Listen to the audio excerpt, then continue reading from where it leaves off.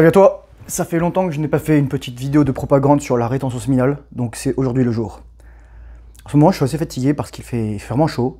Ce qui s'est passé le week-end dernier m'a beaucoup marqué émotionnellement, je le vois dans mes rêves, j'y pense encore beaucoup. La mort est très présente, je le sens.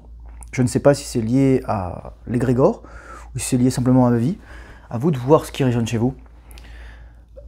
Je ne sais pas quel temps il fait en France, apparemment il fait pourri, mais peu importe le temps qu'il fait, là il va y avoir le solstice d'été, et surtout il va y avoir la pleine lune, donc ça va être assez intense. Ici il fait super lourd, c'est presque invivable. J'ai des amis qui sont pourtant originaires de pays beaucoup plus chauds et qui même eux sont en train de crever, pour te dire à quel point c'est violent ici. Je voudrais parler de comment la rétention séminale fait de toi un surhomme, mais vraiment. Hormis les éléments, je dirais, conjoncturels qui sont liés à la fatigue, qui sont liés peut-être parce qu'il fait chaud, on dort mal, qui sont liés aussi éventuellement à une petite maladie ou à des choses comme ça. La rétention séminale, elle te donne énormément d'énergie. Moi, je l'ai dit souvent dans mes vidéos, le plus grand élément de la rétention séminale qui donne énergie, c'est que tu ne dépenses pas ton énergie dans l'orgasme. Dans l'orgasme, déjà parce que l'orgasme, juste l'orgasme, pas l'éjaculation, nécessite la mobilisation du système nerveux, comme de manière assez intense, de manière pointue, très abrupte, très brusque. Et donc tu perds pas beaucoup de neurotransmetteurs, parce que tu sécrètes énormément de transmetteurs, dopamine, sérotonine, ocytocine éventuellement, plus noradrénaline, adrénaline, etc. Enfin, tu vois, il faut beaucoup de neurotransmetteurs pour que tu puisses déjà coïter, donc baiser, parce que c'est du sport, mine de rien, tu as besoin de ventiler, respirer, tu as besoin de régénérer des muscles. Ah, j'ai un truc dans l'œil, je suis désolé. C'est assez fatigant. Mais en plus, tu as l'éjaculation à côté, c'est-à-dire que littéralement, tu dépenses de la substance pour féconder une autre femme. Bon, la plupart du temps, tu ne la fécondes pas, parce que si on baisait autant, si on éjaculait autant qu'on faisait des enfants, il n'y aurait plus de place sur Terre. Mais a priori, on éjacule beaucoup plus souvent qu'on fait des enfants, donc c'est ça la tragédie. Les gens, souvent, ils disent « Ouais, Thomas, tu as fait de la rétention séminale une religion, ou c'est un culte, etc. » Je fais « Non, t'as pas compris. » Pour moi, la rétention séminale, c'est un style de vie, mais avant tout, c'est un art, c'est une technique, et surtout, c'est une science. Et c'est ce que je vais te dire dans cette vidéo. Parce que la raison pour laquelle on est en aussi bonne santé, pourquoi moi j'ai une peau relativement saine, j'ai beaucoup d'énergie, franchement, je suis en bonne santé physique, physiologique, biologique, métabolique, etc. J'ai de la marge de manœuvre, il n'y a pas de souci, j'ai des choses à régler à mon niveau et je dois le faire. Mais un de ces éléments, j'en parle souvent aussi, c'est la spermidine. La spermidine est avec la thermospermine et la spermine des éléments extraordinaires en termes de réjuvénation, régénérescence, rajeunissement du corps. La spermidine, je le disais souvent, elle sert à réparer les membranes cellulaires, réparer les protéines, améliorer la communication entre les cellules, réparer l'ADN, voilà, enfin, j'en oublie probablement plein de trucs, réparer les dommages oxydatifs, améliorer le métabolisme, littéralement améliorer ton métabolisme, c'est-à-dire dépenser plus d'énergie pour une même quantité d'oxygène, ou dépenser moins d'oxygène pour une même quantité d'énergie. Et surtout, il faut savoir que lorsque tu as de la spermidine, tu utilises mieux le gras comme énergie, parce que bon, il y a plein de liens avec tout ce qui est la carnitine. La carnitine, c'est ce qui transfère le gras des cellules, dans la cellule, qui est transféré par exemple depuis notre cellule, vers la mitochondrie. Et donc c'est ça qui permet de brûler du gras, plutôt je vais dire de l'oxyder, grâce à l'oxygène que tu as. Bon, il y a plein de moyens d'avoir l'oxygène, en plus de la respiration, oui c'est vrai. Grâce à la photolyse, la mélanine, ce qu'elle permet c'est de casser l'eau que tu as sous la peau, et de créer de l'oxygène, et de libérer les protons. Les protons, H+, on a partout. Bon, je ne veux pas m'étendre trop là-dessus, parce que c'est pas forcément le sujet central de la vidéo, et j'y reviendrai peut-être un peu plus tard. Moi pourquoi je te dis que c'est la fracturation, parce que bon, je vais juste terminer avant de passer à la partie croustillante, c'est que, enfin croustillante, la partie où je veux arriver, c'est que la rétention séminale n'est pas la panacée, c'est juste la base, et ensuite c'est le fil rouge de ta vie. C'est-à-dire que si tu as besoin de plus d'énergie, la rétention séminale, si tu as besoin de plus de discipline, commence par la rétention séminale. Si tu as besoin de plus je sais pas moi, de fertilité, même tu veux faire des enfants, pratique la rétention séminale, laisse ton corps se régénérer. Parce qu'en plus, lorsque tu vas pratiquer la rétention séminale, tu vas avoir beaucoup d'énergie à utiliser pour d'autres choses dans ta vie. Améliorer ta situation financière, améliorer ta situation physique, mentale, ta santé, etc. Améliorer ton alimentation, améliorer ta pratique sportive, améliorer tes relations avec les gens. Oui, ça va pas se faire du jour au lendemain, mais ça va te donner cette discipline parce que tu vas plus vouloir fuir tes problèmes dans l'éjaculation. Souvent, moi ça m'est arrivé, ça m'arrive encore un peu aujourd'hui, quand j'ai un truc qui me fait chier, je vais sur YouTube et je vais regarder des vidéos, soit à regarder plus tard ou des vidéos autre chose, où je vais faire autre chose. Je fuis le problème. Et l'éjaculation est un des moyens de fuir le problème. Sauf que moi, lorsque je fais ça, je me sens vraiment mal à l'aise. Je sais que je devrais pas le faire. Je le sais, mon cerveau me dit « Thomas, pourquoi tu fais ça ?» Il y a une autre partie de mon cerveau qui me dit « Ah oui, c'est bien, tu peux continuer, etc. » Là, littéralement, tu as ton cortex préfrontal et ton cerveau reptilien qui sont en train de s'affronter. Ton amygdale. Ton amygdale qui a peur, qui ne veut pas affronter. Tu restes dans ta zone d'inconfort. Les gens croient qu'ils sont dans leur zone de confort. Non, tu es dans ta zone d'inconfort. Le confort, mec, c'est comme tu es milliardaire, millionnaire, tout ce que tu veux là, que tu n'as pas à t'occuper de l'argent. Là, c'est la zone de confort, mec. Mais là, actuellement, si tu es obligé de travailler pour qu'un mec te file un salaire, tu es en zone d'inconfort. Je suis désolé, tu es un esclave moderne dans la plupart des cas. Je te le souhaite pas, bien entendu. Mais je sais ce que c'est aussi d'être avec un patron qui n'est pas forcément obligeant ou des gens qui ne sont pas forcément compréhensifs vis-à-vis de ta situation. Donc voilà. La rétention minale, c'est juste la fondation de ta vie. C'est la base. C'est le point de départ. Si tu veux changer ta vie, et si toi, tu es encore en train de t'astiquer le poireau, et voilà, et tu crois que c'est de la bullshit, bah écoute, je vais dire ce que j'ai fait là. Je suis allé voir ma naturopathe, donc là j'ai pris un forfait, je vais la voir 6 fois, donc parce que je voudrais vraiment mettre en place des trucs avec mon alimentation. Moi aussi, de mon point de vue, parfois, même si tout ce que je dis est vrai, parfois je ne l'applique pas entièrement dans le sens où moi j'ai appris à manger vite. Il y a des gens qui ont appris à baiser vite, moi j'ai appris à manger vite. J'ai appris à manger vite parce que j'avais peur de manquer de bouffe. C'est un peu comme les chats, vous savez, comme les chats qu'on a recueillis de la rue et qui parfois on leur donne à manger. Oh non, ils se dépêchent de tout manger. En fait, il y a une technique pour ça, et c'était trop drôle. Tu jettes bon, c'est pas trop pratique comme technique, mais tu fous de la nourriture partout par terre, et le chat il est obligé de manger les croquettes une ou deux par une, quoi. Ou deux par deux, quoi. Donc là, moi c'est la même chose, sauf que bon, comme j'ai un cortex préfrontal qui est plus développé que celui de mon chat, j'espère, je peux décider de manger plus longuement, et surtout de mastiquer. Donc là, en fait, ces quelques derniers jours, je faisais un repas par jour. Là, aujourd'hui, j'ai mangé vers 15h parce que j'avais faim. J'avais besoin de manger, je ressentais ça. Il fait chaud et je mange pas trop, mais je mange bien. Et là, je prends vraiment le temps de mastiquer. Surtout, en plus des principes que je prône souvent, c'est-à-dire diète cétogène, cétogène carnivore, animalienne, tout ce que tu veux, j'ai rajouté un petit peu de légumes verts parce que c'est l'été, histoire d'avoir un peu de satiété. Et surtout de remplir l'estomac. Mais je mange surtout plus lentement. Bon, je suis allé la voir, etc. On a parlé un petit peu de tout ça, elle m'a donné ses conseils.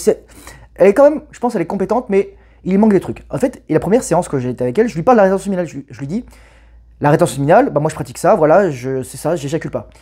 Donc elle dit, ah oui, je connais quelques athlètes qui font ça de temps en temps avant les compétitions. Je fais, non, mais vous comprenez pas, ça fait 2 ans et demi, moi.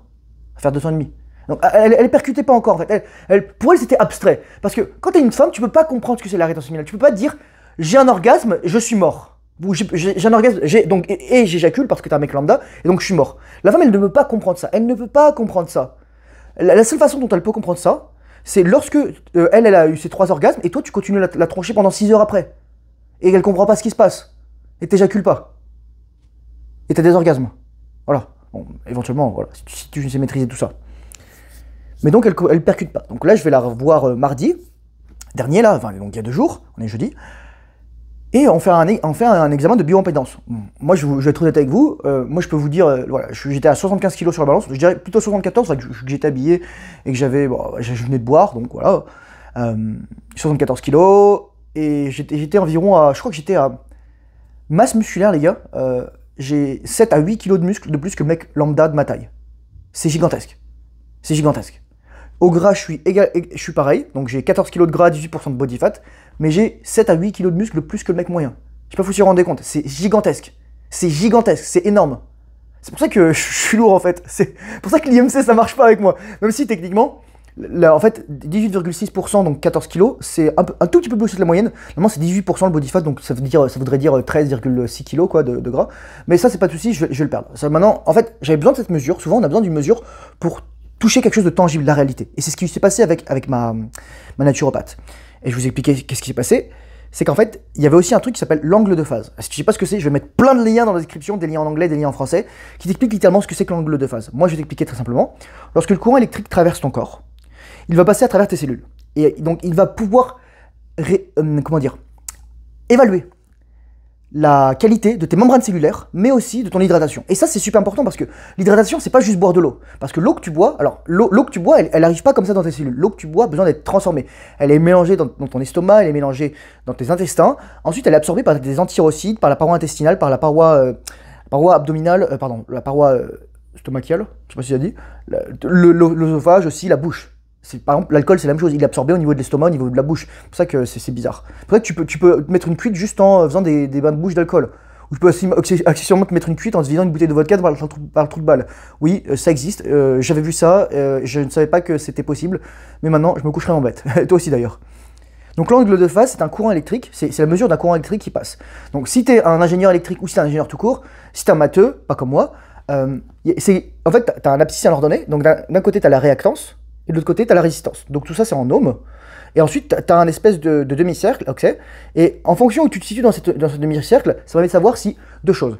Est-ce que tu es bien hydraté? Parce que faut se rendre compte que tu as ce qu'on appelle la matrice extracellulaire, contrairement à la matrice intracellulaire, aussi appelée plasma lacunaire ou liquide interstitiel, c'est ultra riche en plein de choses. Tu as des macrophages, c'est-à-dire des cellules immunitaires, tu as des fibroblastes, des cellules souches, tu as des protéoglycanes, donc qui sont en fait des chaînes de sucre et de protéines, qui n'ont rien à voir avec des glycoprotéines, qui est en fait une protéine avec un sucre dessus, donc des protéoglycanes qui permettent de garder l'eau. Tu as aussi beaucoup de sodium, de minéraux, etc., qui sont là justement pour faire en sorte que, pour imiter les eaux primordiales où nos cellules sont nées, littéralement. Donc c'est pour ça que lorsque tu transpires, tu sais, c'est blanc parfois sur tes vêtements ou c'est salé. Parce que tu perds du sel. Donc le sel, c'est jamais le problème lorsqu'on a des problèmes d'hypertension, t'inquiète pas, c'est le sucre. Voilà. Mais juste pour te dire ça, c'est que le but de ton hydratation, c'est de garder un milieu ambiant pour tes cellules qui est très homogène, c'est un milieu homéostatique. C'est pour ça que quand t'es déshydraté, t'as besoin de boire. Quand tu manques de sel, bah, t'as besoin de manger du sel, etc. Et donc, lorsque le courant électrique passe là-dedans, il va dire, ok, est-ce qu'il y a assez d'eau, est-ce qu'il y a tous les composants? Parce que tu peux souvent manquer d'eau. Moi, j'appelais ça la turgescence de la peau. Ma mère m'a corrigé, elle m'a dit, c'est le pli cutané. Donc, par exemple, quand tu prends ta peau là, si ta peau elle reste en place, inquiétude là, inquiétude. Vraiment, chez certaines personnes âgées, parce que les protéines elles sont plus là, ou parce que tout simplement il manque d'hydratation, bah ça fait ça. Par exemple, les personnes âgées, parfois elles n'arrivent plus à boire correctement, tu es obligé de leur donner de l'eau en gelée. Ouais, je te jure. Voilà. Donc ça c'est ça. Et donc cet angle de phase, avant de te dire combien j'ai eu, parce que je vais te dire un petit peu c'est quoi les chiffres, un mec qui a un angle de phase parfait c'est 10. Un mec qui a un bon angle de phase c'est entre 7 et 8. Et une femme c'est 2 points en dessous à peu près. Et en général si t'es en dessous de 4,5 ou de 5, bah là t'as soit 4 cancers et le sida ou t'es en train de mourir.